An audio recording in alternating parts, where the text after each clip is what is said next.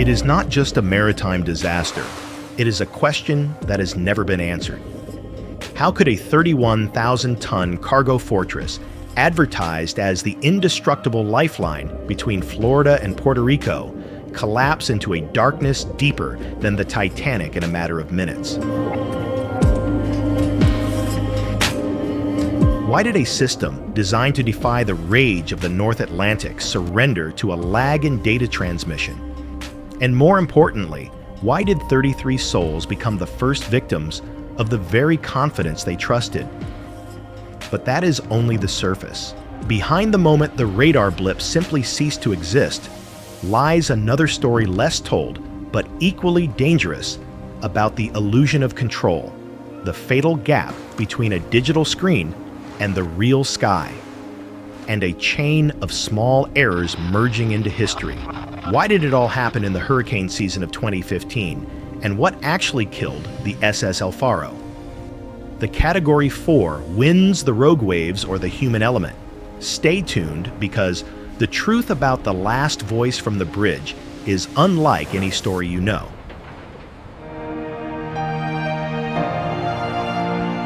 September 29th of 2015. The sun over Jacksonville, Florida was not just bright. It was blinding, casting a golden halo over the industrial ballet of the port. The SS El Faro sat at the dock, a 790-foot cathedral of American steel. She was a Rocon vessel, a massive hybrid beast designed to swallow hundreds of shipping containers and automobiles, delivering everything from groceries to brand new cars to the people of Puerto Rico. To the dock workers loading the final crates, she looked invincible. Her hull was a wall of orange and white, towering over the water like a skyscraper laid on its side. Inside the atmosphere was professional warm and routine. The smell of strong coffee and diesel filled the air. There was no sense of doom here, only the comfortable rhythm of men and women who had made this run 100 times before. Captain Michael Davidson, a veteran mariner with a reputation for precision, stood on the bridge. He studied the digital charts with the calm confidence of a man who believed he knew the ocean better than it knew itself. The plan was simple: a straight shot southeast, a routine delivery.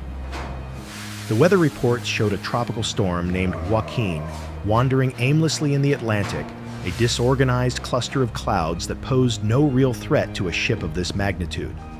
Davidson plotted a course that would thread the needle, bypassing the rough water while maintaining speed.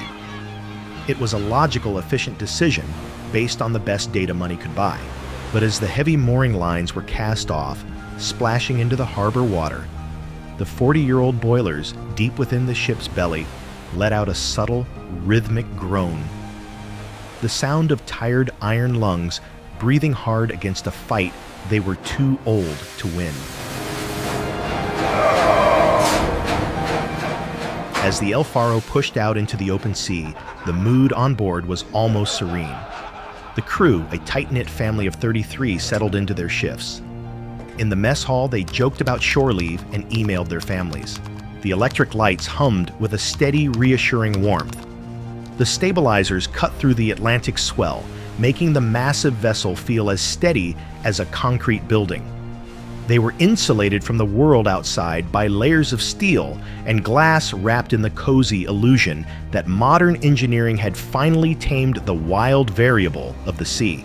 Throughout the day of September 30th, the data flowed into the bridge, the Bon Voyage system. A sophisticated weather tracking program delivered color-coded maps showing the storm's predicted path. Davidson saw the angry red blotch of Joaquin, but his screen told him it was miles away, tracking safely to the north. He believed he was flanking the enemy, slipping past its defenses before it could react. He wrote emails home, confident professional, assuring everyone that the weather was looking good. The officers stared at the digital map, trusting the pixels on the screen, unaware that the data was 6 hours old, and that in the real world the storm had already turned south, hunting them with a predatory intelligence the satellites had failed to see. Night fell, and the ocean began to change. The comfortable hum of the ship was replaced by a deeper vibration. The waves previously obedient began to reach up, testing the height of the hull. The golden dream of a routine voyage was beginning to fray at the edges, but the confidence remained. They were on a Titan. They had the technology. They had the captain. As the sun vanished completely, the El Faro sailed past the point of no return. The warm lights of the bridge glowed in the encroaching darkness, a beacon of civilization in a widening void. The crew went to sleep, or started their night watch, believing in the steel beneath their feet. They did not feel the barometric pressure dropping like a stone in a well, signaling that the ocean was no longer water, but a monster inhaling specifically to blow their house down.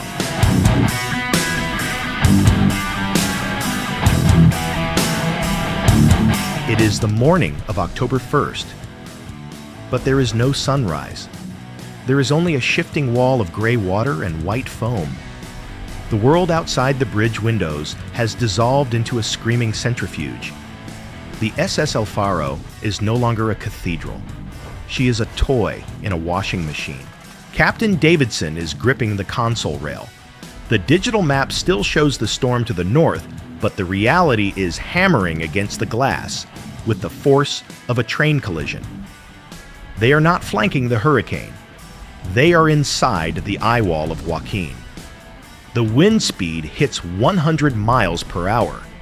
The waves are 40 feet high, buildings of water that rise up block out the sky and collapse onto the bow with a sound like a bomb detonating.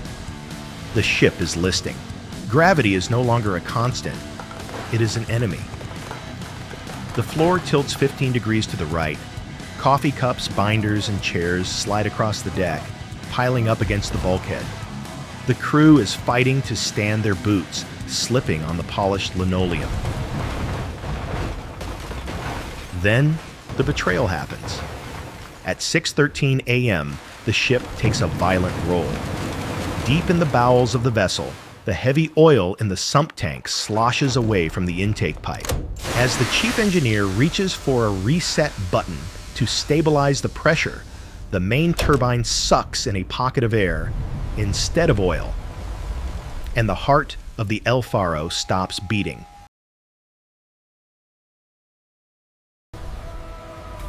Silence. A terrifying mechanical silence swallows the engine room, instantly replaced by the roar of the ocean outside. The ship goes dead stick. Without propulsion, there is no steering. Without steering, the El Faro cannot keep her bow into the waves. She swings broadside, exposing her weakest flank to the full fury of the Atlantic. The false hope flickers. The engineers call the bridge. They say they can fire the boiler back up. They are close. Davidson sounds calm on the voice recorder. He tells the mate, "We're going to be all right." For a fleeting second, the emergency lights hum, and the men believe in the machine. They believe they can restart the heart, but the ocean is faster than their optimism. A scuttle. A cargo hatch on the second deck has blown open. It was a small failure, a latch giving way, but in these conditions, it is a fatal wound. Thousands of gallons of seawater pour into the number 3 hold. The cars inside break loose, smashing against the walls like battering rams. The ship gets heavier. The list deepens. 15 degrees becomes 20. As the captain asks if there's any coffee left in the thermos, the water level in the hold passes the point of no return, silently drowning the very pumps trying to save them. The sensory experience on the bridge is a nightmare of vertigo. The horizon is gone. They are looking straight down into the black water. The alarms are no longer warnings. They are a constant shrieking soundtrack to their own funeral. The wind outside is so loud, it creates a physical pressure in the ears, a vibrating bass note that rattles the teeth. 7:29 a.m. Davidson makes the call. Abandon ship. But the words are hollow. In 40-foot waves and 100-knot winds, launching a lifeboat is physically impossible. The life rafts are not safety devices anymore. They are kites waiting to be blown away.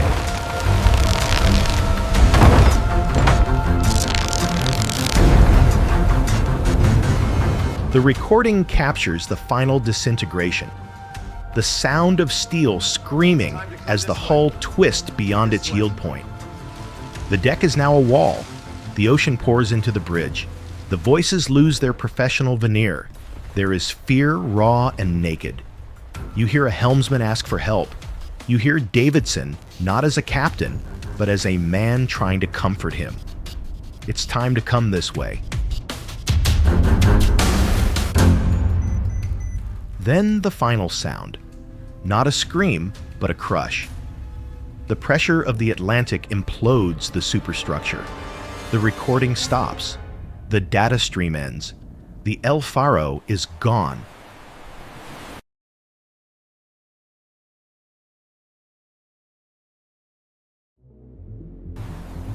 The silence that followed was not peaceful. It was heavy. On October 2nd, the sun rose over the Atlantic as if nothing had happened. The sky was a piercing, innocent blue. The waves, which had been mountains only hours before, settled back into a rhythmic, deceitful calm. The ocean had finished its meal and wiped its mouth clean. On the surface, there was no ship. There was no oil slick.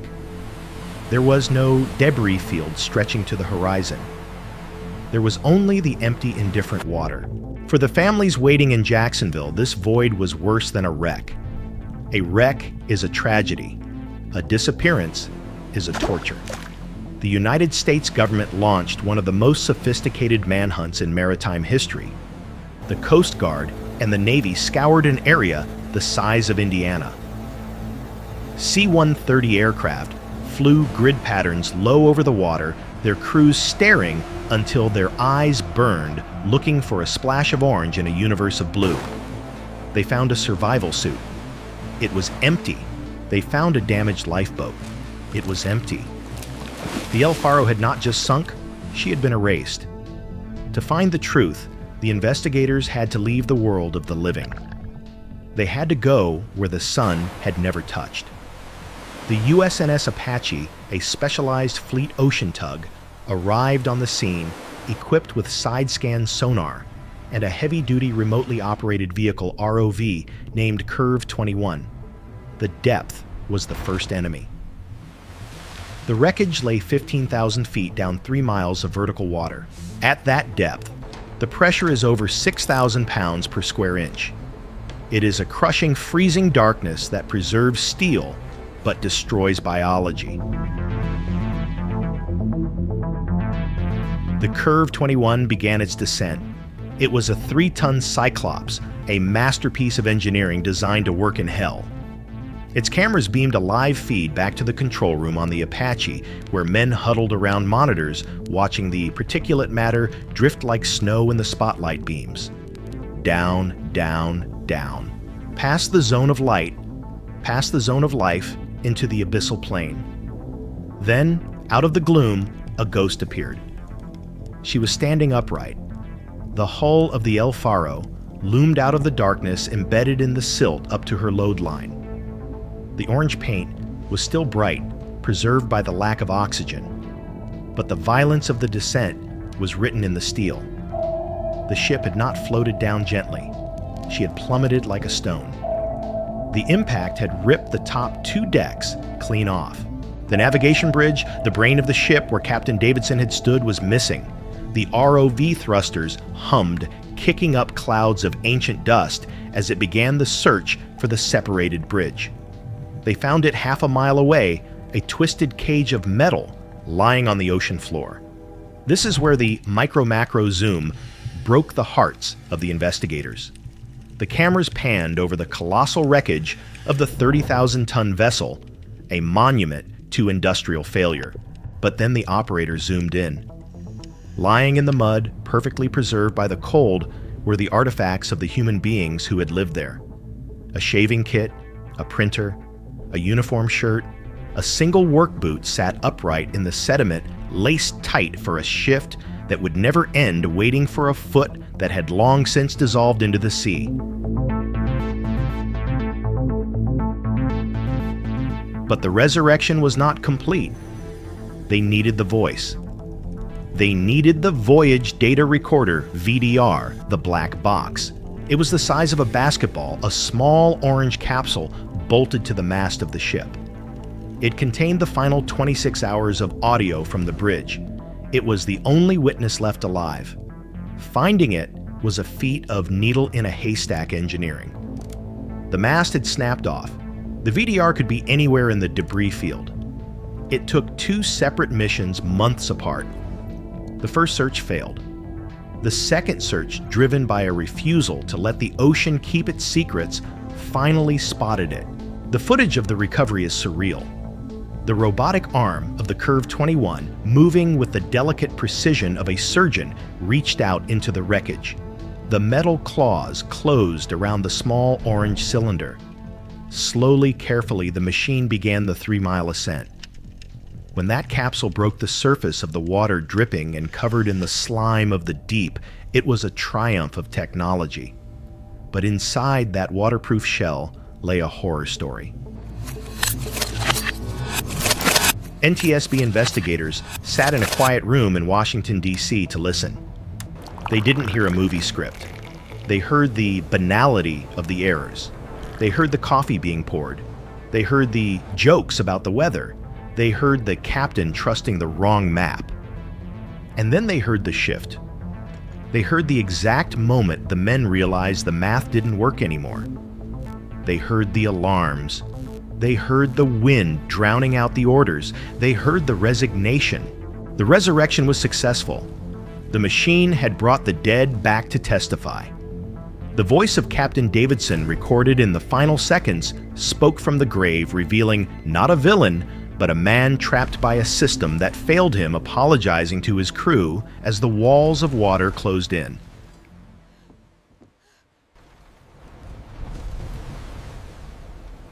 The recording ended, but in the silence of the listening room, the sound of the ocean's indifference continued to ring in the ears of the living.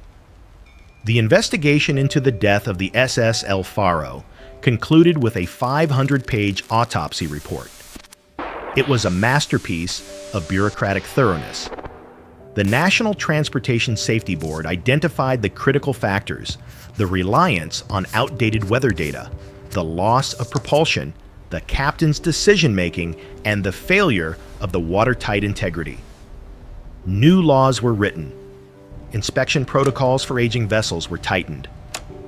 The maritime industry, shaken by the loss, stood up and recited its favorite prayer: never again. But if you look past the ink on the paper, if you look past the press conferences and the settlements, you are left with a truth that is much harder to swallow. The El Faro is not just a story about a bad storm or a broken engine. It is a mirror reflecting the fatal arrogance of the modern age. We live in an era of digital hallucination. We have convinced ourselves that because we can model the world on a 4K screen, we control it. We believe that if a satellite says the storm is here, then the storm must obey the pixel. Captain Davidson was a good man, a prudent mariner, but he fell victim to this modern religion. He trusted the delay of the digital map more than the darkening reality outside his window. He believed the simulation until the moment the physical world smashed through the glass. The tragedy of the El Faro is the tragedy of the disconnect. It is the price we pay for believing that technology exempts us from the food chain. 3 miles down, in the eternal midnight of the Atlantic floor, the wreck of the El Faro sits in silence. It is no longer a machine of commerce. It has been reclaimed. The pressure at that depth is so immense that it preserves the ship in a state of suspended animation, a steel ghost frozen in the moment of its violent death. The bridge is gone. The cargo holds are open. The hull is a tomb for 33 souls who went to work on a Tuesday and never came home. Think of the micro details that remain in that darkness. The coffee mug that slid off the console. The unread emails on the server. The work boots laced tight on feet that no longer exist. These objects are not just debris. They are the artifacts of a promise broken. The promise that says, if you follow the rules, if you check the systems, you will be safe. The ocean proved that promise was a lie. The recovery of the Voyage Data Recorder gave the families a form of closure, but it also gave the world a haunting legacy. The audio of those final 26 hours is not just evidence. It is a warning broadcast from the grave. It captures the terrifying transition from competence to helplessness. It reminds us how quickly the comfortable structures of our lives, the electric lights, the heating, the engines, the chain of command can evaporate when nature decides to flex its muscle. So what is the echo? The echo is the realization that our dominance over this planet is fragile. We build unsinkable ships. We build skyscrapers that scrape the clouds. We build walls against the tide. But the SS El Faro reminds us that steel is just processed dirt, and we are just soft biology. The storm named Joaquin is gone, dissipated into the atmosphere years ago. The headlines have faded. The shipping lanes are busy again, filled with newer, bigger ships carrying our cars and our clothes. The golden dream continues. But deep down, in the cold, crushing silence of the outcome, the lesson remains. You can update the software. You can reinforce the hull. You can train the crew. But you can never negotiate with the sea. The ocean does not hate us. It does not love us. It simply waits. And as long as we believe our own maps more than the wind, it will be waiting to feed again. History is not just dates and numbers. It is the collective memory of our species. Thank you for taking the time to remember these events with us. If you have a story or an event you believe deserves to be told, leave it in the comments. We are listening.